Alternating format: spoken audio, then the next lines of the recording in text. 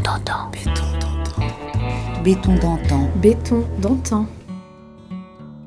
Laissez-vous emmener à travers le temps et l'espace dans notre podcast Béton d'antan à destination de visites guidées remplies d'histoire et de béton.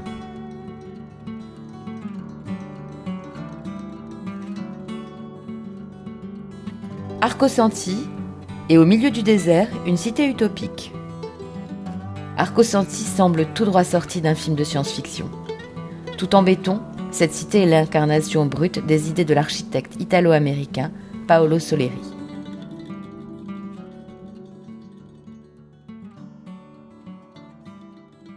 C'est une ville en béton, compacte et éco-responsable, conçue dans les années 70 et édifiée depuis par plus de 8000 personnes. Elle émerge du désert de la Sonora, à 110 km au nord de Phoenix, en Arizona, aux États-Unis. Ici, l'architecture est travaillée. Les formes sont cubiques, angulaires ou absidiales.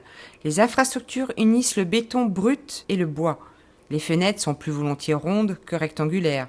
Les toits sont construits en escalier et les bâtiments individuels se fondent les uns dans les autres à travers un réseau de couloirs donnant sur le désert environnant. Vous êtes à Arcosanti, une cité écologique créée de toutes pièces par l'italo-américain Paolo Soleri.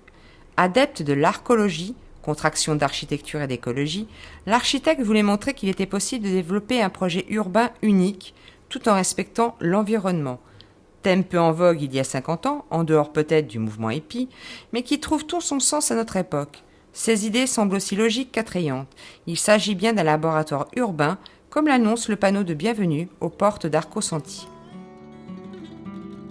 Le principe de l'arcologie. Dans cette ville idéale autosuffisante, les habitants n'ont plus besoin de voiture. La notion même de route n'a plus aucun sens. Les espaces de vie et de travail sont indistincts. Fini aussi les ampoules le jour, l'air conditionné l'été, même au beau milieu du désert. L'ensemble forme un drôle de hameau ramassé, couvert d'oliviers et de cyprès, comme un peu d'Italie que l'architecte aurait semé çà et là. Un zeste loufoque. Le projet s'appuie sur une structure communautaire dirigée par Paolo Soleri. Les réalisations d'Arcosanti ont toutes été construites avant 1990. Le Craft 3 sert de centre d'accueil pour les visiteurs. Il comprend des magasins et des logements. Sa climatisation est passive, organisée autour de systèmes de ventilation et de grandes baies.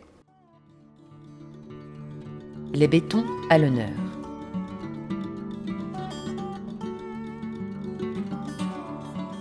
Le Ceramix Apse est une abside en béton coulée en place en utilisant un moule de terre. Sa forme permet de capter le maximum de lumière en hiver et le minimum en été. On y fabrique des carillons éoliens, Windbell, l'une des sources de revenus de la communauté. Le East and West Housing est un bâtiment d'habitation en béton coulé en place ou préfabriqué. Les vaults sont constitués de 2 voûtes en berceau non jointives et ouvertes à leur extrémité, utilisées pour l'organisation d'ateliers, de réunions. Leur partie inférieure est aussi réalisée en béton, tandis que leur partie supérieure est formée de panneaux de béton préfabriqués. Des espaces sont accolés de part et d'autre sur le côté est pour le stockage et l'atelier paysagiste, et sur le côté ouest pour les activités commerciales. Le sommet de la voûte sert de belvédère. Une vie communautaire et assez drastique somme toute, pour les quelques 80 personnes qui vivent encore là au quotidien, défendant toujours les principes de Paolo Soleri même après sa disparition, et qui fera peut-être de nouveaux adeptes, l'écologie étant dans l'air du temps.